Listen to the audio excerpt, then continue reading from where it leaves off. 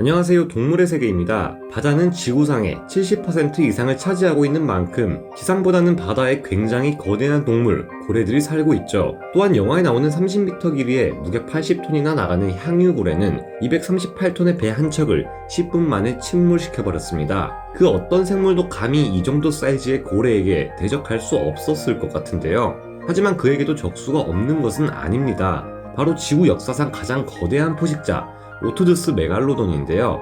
현존하는 그 어떤 상어들과도 다른 이 거대한 상어는 평균 몸길이만 15m 이상의 최대 개체의 경우 몸길이 20.5m에 몸무게는 최소 60톤이 넘어갈 정도로 어마어마합니다. 30m의 향유고래와 그를 노리는 20m의 메갈로돈이 부딪힌다면 무슨 일이 벌어질까요? 전무후무한 이 거대 상어의 조상은 누구이며 메갈로돈은 어떻게 해서 이 세상에 나타나게 되었을까요? 거의 2000만 년 동안이나 지구의 바다를 지배할 수 있었던 비결은 무엇이었을까요? 지금부터 알아보겠습니다. 왜 그렇게 커졌는가?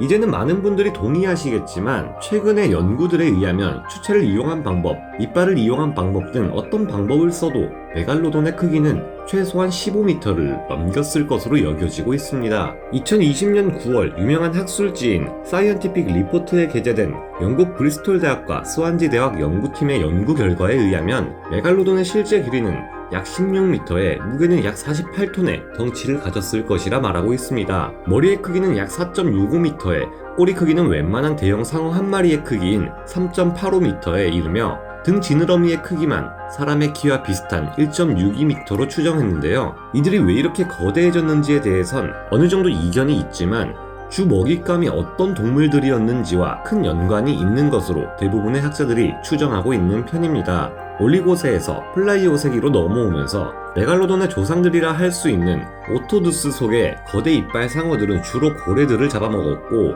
이에 대항해 고래들은 덩치를 키우는 방식으로 대항해 왔다고 합니다. 그리고 오토두스 상어들 또한 이에 질세라 덩치를 키우며 그들의 크기를 따라잡아 왔는데, 그런 거대화 현상의 정점이 바로 메갈로돈이라 보는 시각이 현재는 가장 유력합니다. 플라이오세 초기에는 고래들을 비롯한 해양 포유류들의 종류도 다양했고 크기 또한 제각각이었는데요. 이렇다 보니 소형 고래 이상의 먹이를 노리기 힘든 백상아리 정도의 상어보다 중형 고래는 물론 대형 고래까지 사냥할 수 있는 메갈로돈 크기의 초대형 상어들이 오히려 먹이 경쟁에서 유리했던 것이죠. 메갈로돈이 무서운 진짜 이유, 이들의 무는 힘은 10톤에서 18톤에 달할 정도로 지구 역사상 어떤 동물보다도 강력하며 고대에 존재했던 거대 악어들의 것보다 능가하는 수치입니다. 메갈로돈이 진짜 무서웠던 이유는 이들의 사냥 방식이 현대의 백상아리와는 달랐기 때문인데요. 현존하는 백상아리들은 구리고래나 코끼리 물범 같은 큰 먹이를 사냥할 때 주로 복부와 같은 약한 부위를 노리며,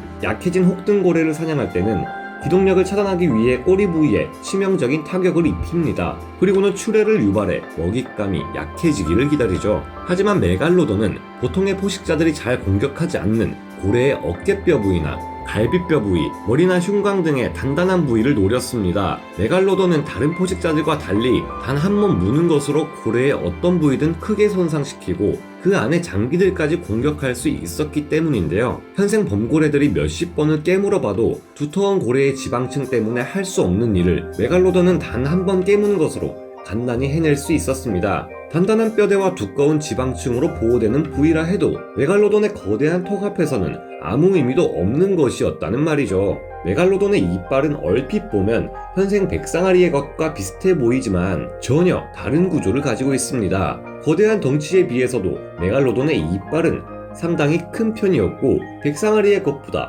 훨씬 두껍고 튼튼했는데요. 백상아리와 달리 치근의 길이가 치관의 길이보다 훨씬 길기 때문에 중대형 고래들을 사냥해도 이빨이 부러지거나 빠져버리는 일이 없었습니다. 칼날과 같이 날카로운 톱니 구조에 위로 갈수록 넓어지는 형태 때문에 고기를 쉽게 썰 수 있으며, 위턱이 두개골에 붙어있지 않아 거대한 고기 덩어리를 한 번 물면 놓지 않고 계속 전진해 들어가며 상상을 초월하는 크기의 타격을 입힐 수 있기에 메갈로돈에게 제대로 한 번 물린다는 것은 곧 죽음을 뜻했습니다.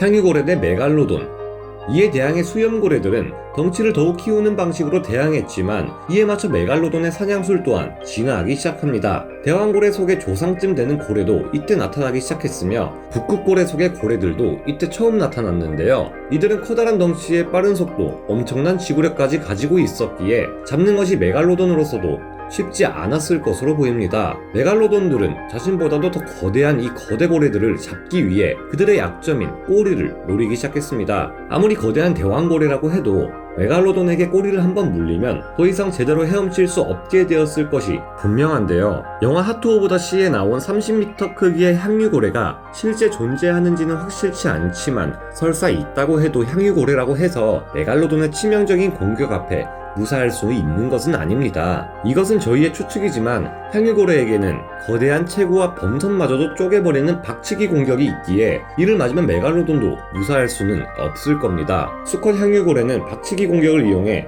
메갈로돈에게 반격하거나 오히려 쫓아내버릴 수도 있을 것으로 생각되는데요. 하지만 이 박치기 공격을 메갈로돈이 피해버리거나 어두운 심해 속에 숨어있다가 솟구쳐 올라 향유고래의 꼬리를 기습한다면 향유고래는 메갈로돈에게 맞서 승리하기 어려울 것으로 보입니다. 체형상으로도 향유고래는 깊은 심해에 잠수하기 유리하도록 가슴 지느러미가 작고 머리가 크게 진화된 반면 메갈로돈은 현생 백상아리와 비슷한 체형을 가지고 있기에 속력과 기동성에 있어서 훨씬 유리할 것으로 보여집니다. 향유고래는 이빨고래이지만 아래턱에만 이빨이 있어 대왕오징어와 같은 부드러운 동물을 잡아먹는 데 특화되어 있으며 턱의 구조상 메갈로돈을 물기도 어렵습니다. 메갈로돈과 동시기에 살았던 리비아탄 멜빌레이와 향유고래는 닮은 면이 있지만 이빨과 턱의 형태가 전혀 달라 향유고래가 자신의 턱으로 메갈로돈에게 저항한다는 것은 어려운 일이었을 것으로 보입니다. 거대하고 사나운 수컷 향유고래는 분명 메갈로돈에게도 쉽지 않은 사냥감이겠지만 그렇다고 해서 메갈로돈이 향유고래를 노리지 못할 이유는 없었을 것으로 보입니다.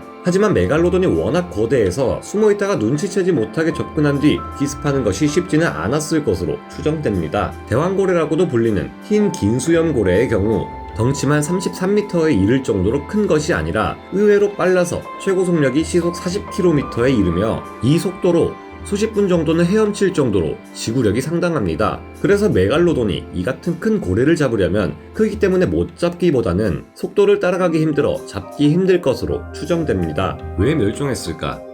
학자들 중 일부는 대왕고래가 그리도 크게 진화한 이유는 메갈로돈에게 사냥당하지 않기 위해서라는 이유를 주장하는 이들도 있습니다. 메갈로돈 또한 대왕고래를 사냥할 때 그래도 그중 작은 크기의 개체들이나 새끼를 노리는 것이 쉬웠을 텐데요. 대왕고래들이 몸집을 키우면서 작은 개체들은 모두 메갈로돈에게 잡아먹히고 언젠가부터 남아있는 대왕고래들은 커다란 개체들만 남게 되었다는 말입니다. 초대형 수염고래들은 먹이가 풍부한 극지방에서 생활하게끔 생활 양식이 바뀌었는데 메갈로돈은 원래 주 서식지가 따뜻한 온난 해역에서 아열대 해역에 살게끔 진화되었기 때문에 그들을 따라 이동하는 것이 불가능했습니다. 갈수록 중형 고래들은 사라져갔고 안 그래도 잡기 힘든 초대형 고래들은 죄다 추운 극지방으로 가버린 데다 그나마 남아있는 소형 돌고래들은 재빨라서 잡기도 어렵고 배를 채우는데도 적합하지 않았습니다. 안 그래도 죽을 맛인데 여기에 빙하기까지 닥쳐 메갈로돈의 행동 반경이 더욱 좁아진 반면 물개나 물범 같은 기강류 또는 돌고래를 사냥할 수 있는 백상아리와